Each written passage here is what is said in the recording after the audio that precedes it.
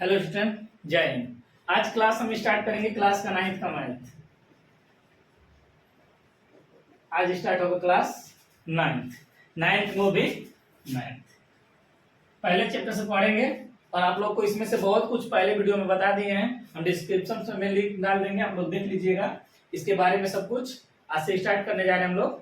Class 9th का math शुरू से स्टार्ट करेंगे और लास्ट तक चलेंगे। क्लास 10th का इसके बाद हम वीडियो बनाएंगे, जस्ट तुरंत बना देंगे। क्लास 10th का 1.2 का आप लोग इस 9th क्लास को थोड़ा सा ध्यान से फोकस कीजिएगा। 10th वाले भी थोड़ा सा अच्छा से ध्यान से फोकस कीजिएगा।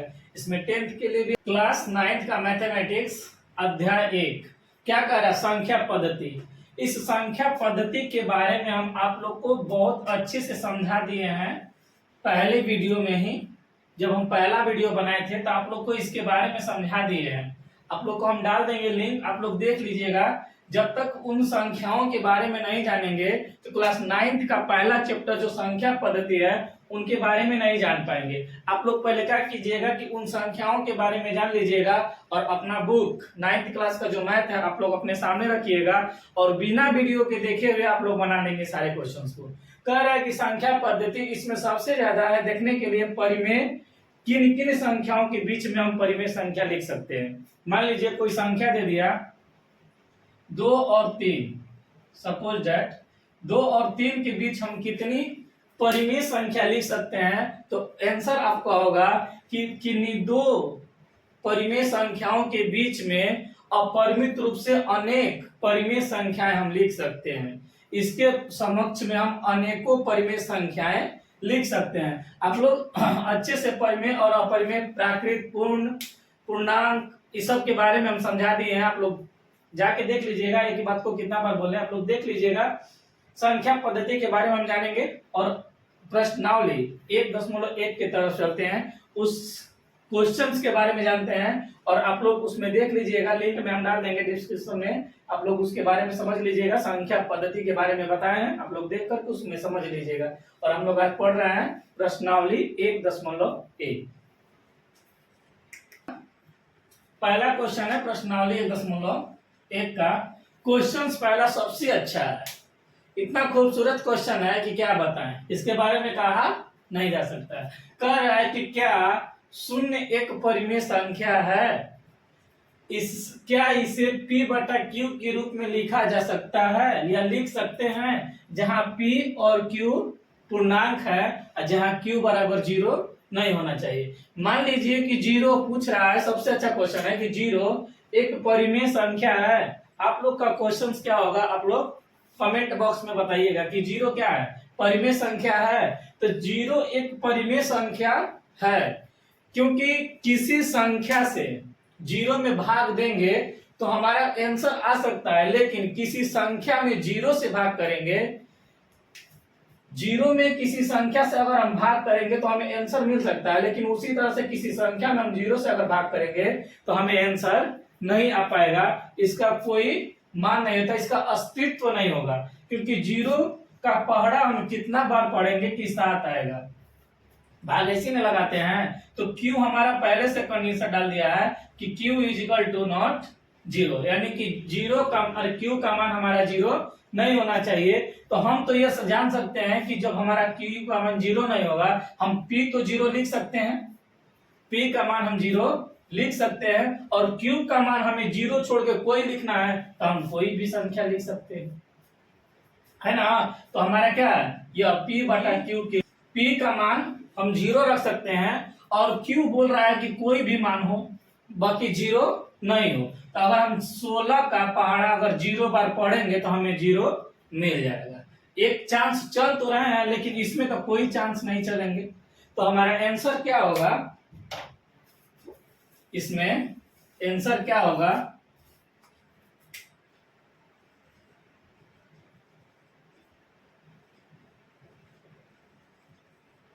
कि हाँ, शून्य परिमेय संख्या है, इसे हम P बटा Q के रूप में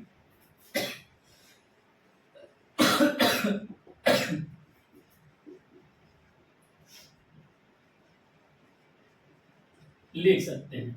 अब दर्शा दीजिए कोई भी P का मान 0 और Q का मान 7, P का मान 0, Q का मान 12, P का मान 0 और Q का मान 8, P का मान 0 और Q का मान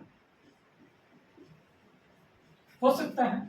इस कंडीशन में हम कह सकते हैं कि शून्य क्या है, एक परिमेय संख्या, उसे P बटा Q के रूप में लिख सकते हैं, जहां P हमारा क्या होगा 0 हो जाएगा, Q हमारा कुछ भी हो जाएगा। तो हमारा इस कंडीशन में क्या है, शून्य एक परिमेय संख्या है। अगर 1 नंबर का क्वेश्चन आएगा तो आप लोग कर लीजिएगा ऑब्जेक्टिव में, ऑब्जेक्टिव में देगा कि क्या शून्य परिमेय संख्या है या अपरिमेय संख्या है, उसमें ऑप्शन दे देगा, आप लोग कर लीजिए।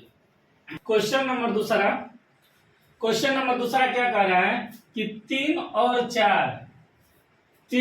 4 के बीच में 6 परिमेय संख्याएं ज्ञात कीजिए। कुछ बच्चे देखेंगे 3 और 4 के बीच में और कौन सी संख्या आती है, 3 के बाद तो हमारे पास 4 ही आता है, यही ना।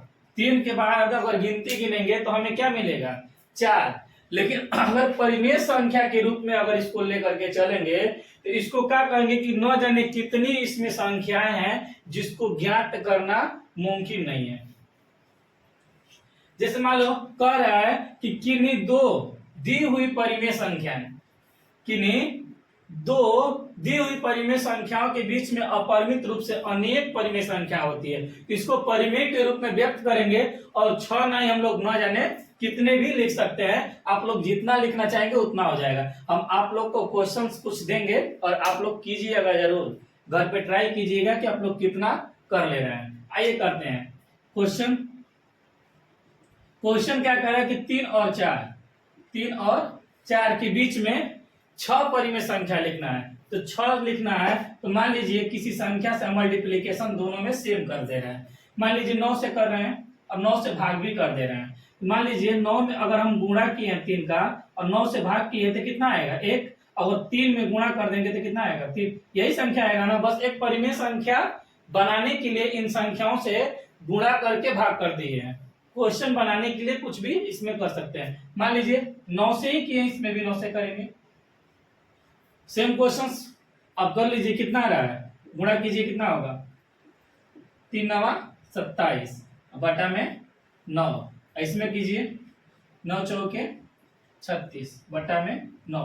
इसका जो हर है, नीचे का हर क्या है समान है, अंश में आप देख लीजिए अंतर कितना निकल के आ गया।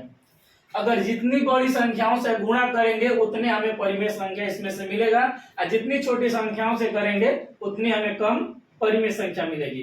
तो 9 से किए हैं तो इन दोनों के बीच में जो डिस्टेंस है आप लोग देखकर समझ लीजिए कि कितना का डिस्टेंस है, कितना है। अब इसके बीच में अब संख्या हम लिख रहे हैं परिमेय संख्या, परिमेय संख्या किसके 3 और 4 के बीच परिमेय संख्या लिखिए कितना होगा 27 है, 28 बटे के 9, 29 बटे के 9, 30 बटे के 9, 31 बटे के 9,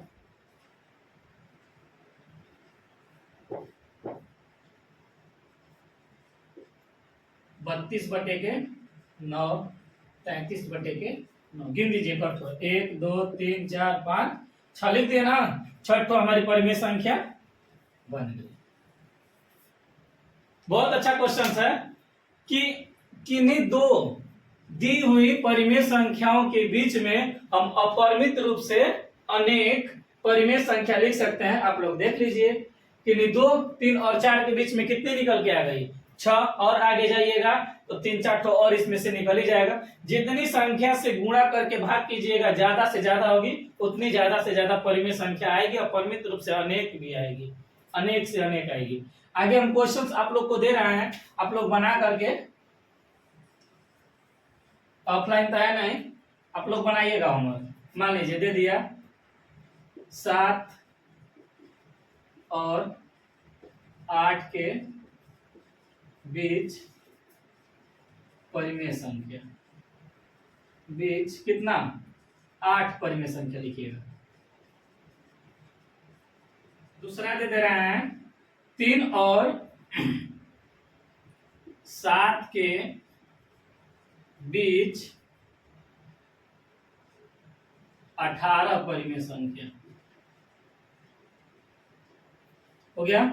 तीसरा क्वेश्चन 5 और 13 के बीच 25 परिमेय संख्या।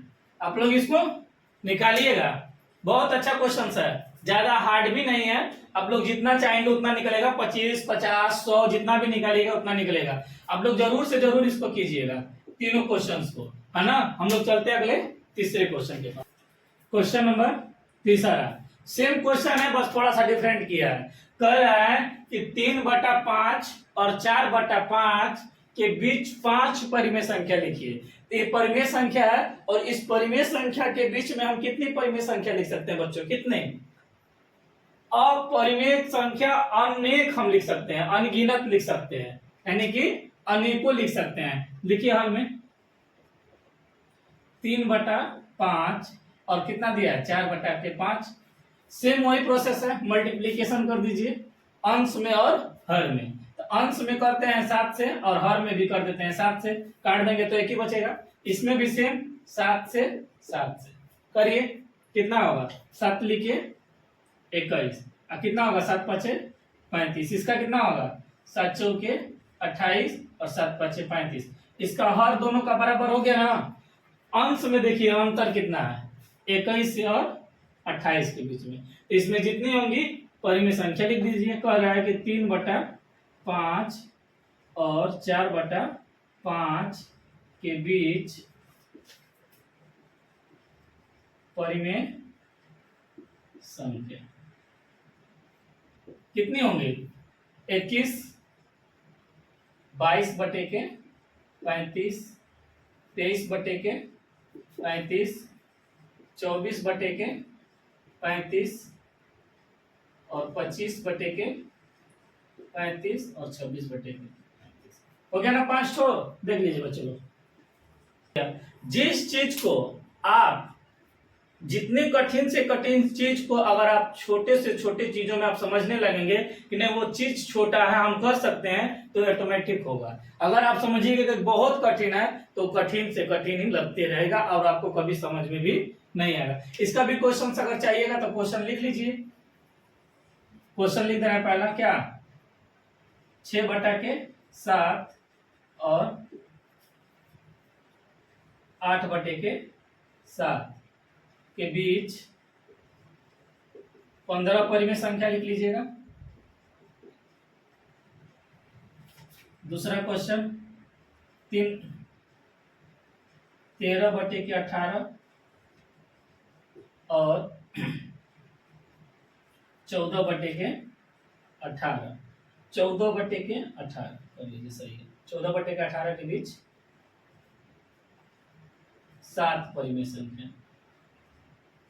आप लोग इसको करिएगा, इस क्वेश्चंस को लिख करके आप लोग खुद से कीजिएगा कॉपी पे, आप लोग लिखते चलिएगा। आगे चलते हैं हम लोग चौथे सवाल के बारे में जानने के लिए, और उसके बारे में हम समझा दिए हैं। आप लोग जा करके देख लीजिएगा, आप लोग खुद कर सकते हैं लेकिन हम भी समझा दे रहे हैं। चौथा क्वेश्चन सबसे इंपॉर्टेंट और अच्छा है 1 नंबर के क्वेश्चंस के लिए। प्रश्न ओनली 1.1 का लास्ट क्वेश्चन है। लास्ट है लेकिन बहुत खास है और बहुत अच्छा भी है। कह रहा है कि नीचे दिए गए कथन सत्य है या असत्य है, कारण के साथ उत्तर दीजिएगा अपना। कह रहा है कि प्रत्येक प्राकृत संख्याएं क्या एक पूर्ण संख्या होती है? तो प्राकृत संख्या एक पूर्ण संख्या हो सकती है। मान लो कि प्राकृत संख्या 1, 2, 3, 4, 5 ऐसी होती है, इसमें 0 लगा देंगे तो पूर्ण संख्या होगा। तो कह रहा है कि सत्य है, सत्य है। इसमें जोड़ लो कि 4 एक प्राकृत संख्या है और पूर्ण संख्या भी है। 4 क्या है? प्राकृत संख्या है और पूर्ण भी संख्या होगा। कह रहे कि प्रत्येक पूर्णांक एक पूर्ण संख्या है। तो पूर्णांक में क्या होता है, माइनस में भी आता है, धनात्मक भी होता है और ऋणात्मक भी होता है। अब पूर्ण संख्या हमेशा क्या होती है, धनात्मक होती है। तो क्या होगा, ये असत्य है। कथन इसका क्या असत्य है, -6 एक पूर्णांक है किंतु पूर्ण संख्या नहीं है।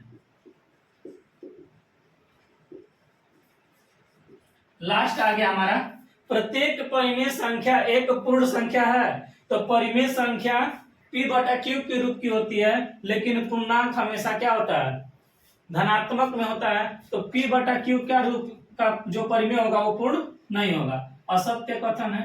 5 एक परिमेय संख्या है किंतु पूर्ण संख्या नहीं है। आज का क्लास हमारा खत्म हो गया, मिलेंगे नेक्स्ट वीडियो में। आज के लिए इतना ही। आप लोग अच्छे से समझ लिए होंगे, आगे पढ़ेंगे, अगले वीडियो में देखेंगे आगे कौन सा चैप्टर लेकर के आते हैं। इसमें सब सिर्फ संख्याओं के बारे में जानना है, और आगे भी इसी में क्वेश्चन संख्या पद्धति में ही आगे है। 1.3, 1.4, 1.5, 1.6 जितने भी हैं सब अच्छे अच्छे क्वेश्चन हैं, उन सब के बारे में भी जानेंगे। आज के लिए इतना ही, बाकी मिलेंगे अगले वीडियो में। जय हिंद।